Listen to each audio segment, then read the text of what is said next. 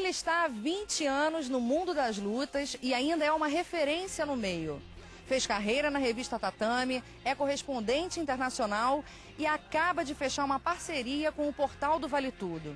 É a história de Marcelo Alonso que vocês acompanham agora, aqui no Combate.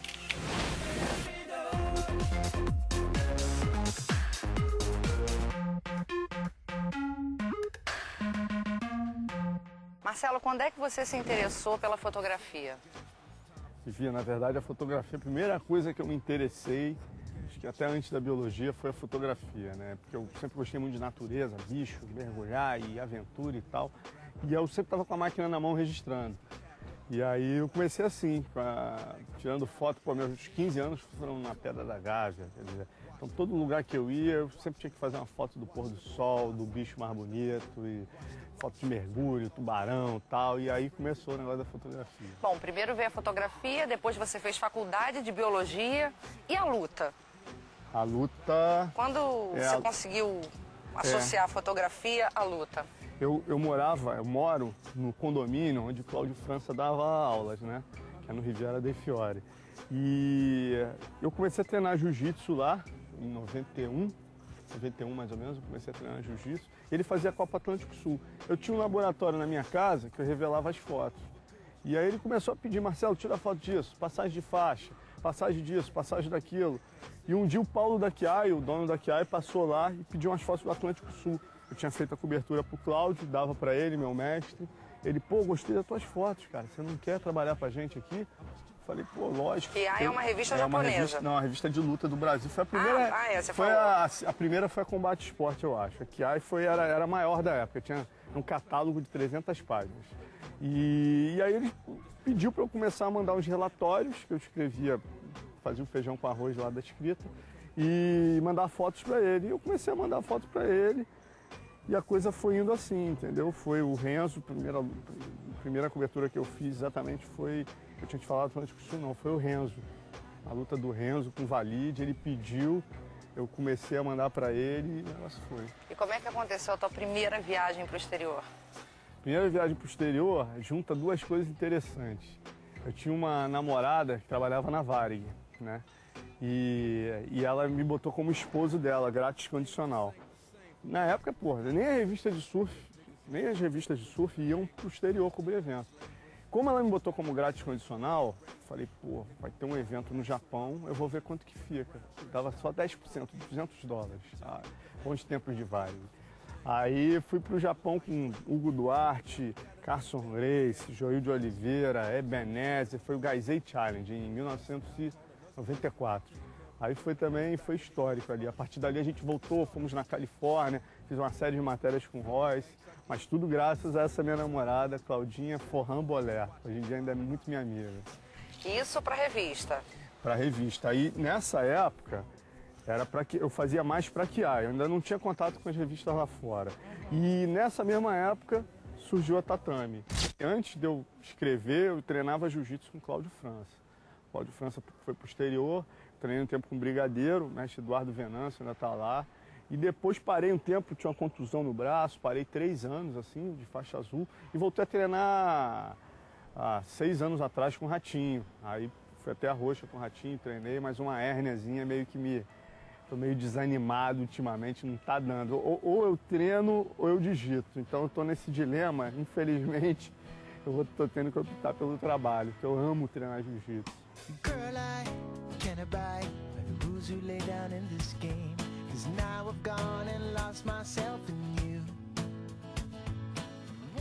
O meu primeiro contato com o Carson foi muito marcante, que foi no Brasileiro de 93, quando ele mandou os alunos invadirem o ringue. Eu falei, pô, quem é esse velho louco, rapaz?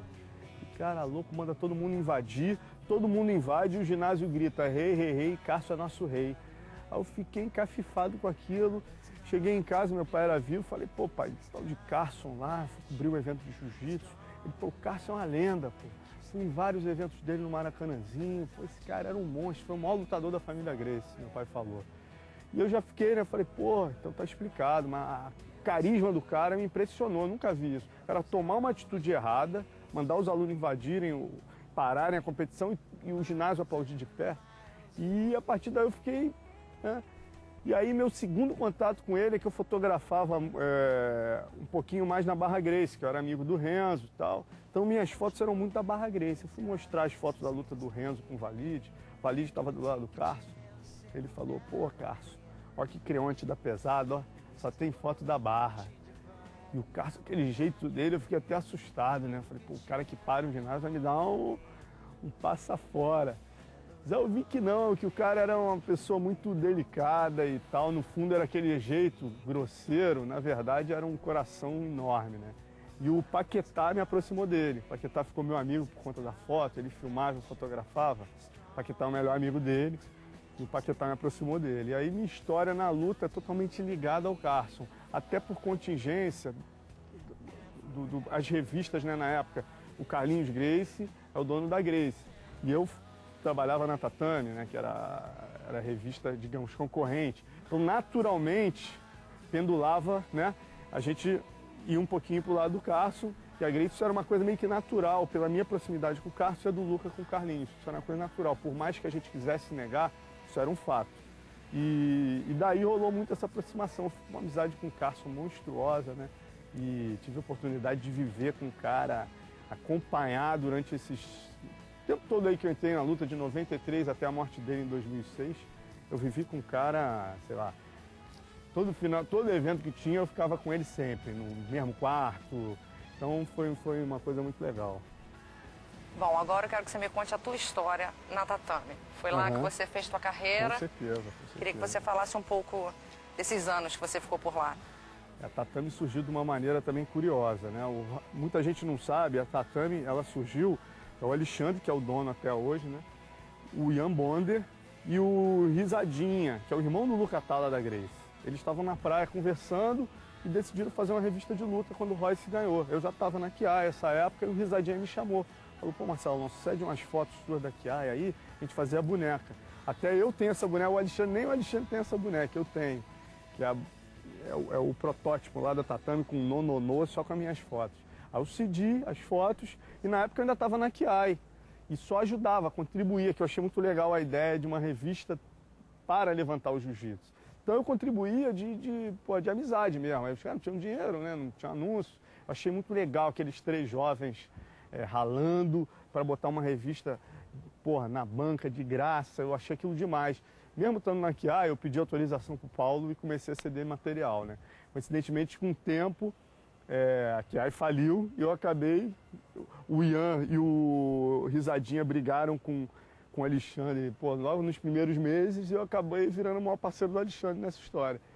Que eu e o Alexandre, esse tempo todo, teve o Luciano Andrade, o André, o Lobo, Maurício, o Dudu, que hoje está, mas o cara que ficou comigo esse tempo todo, durante esses 15 anos que eu tive lá, foi o Alexandre, que é o dono, que muita gente não conhece, mas ele que é o cara que começou desde o início a Tatame.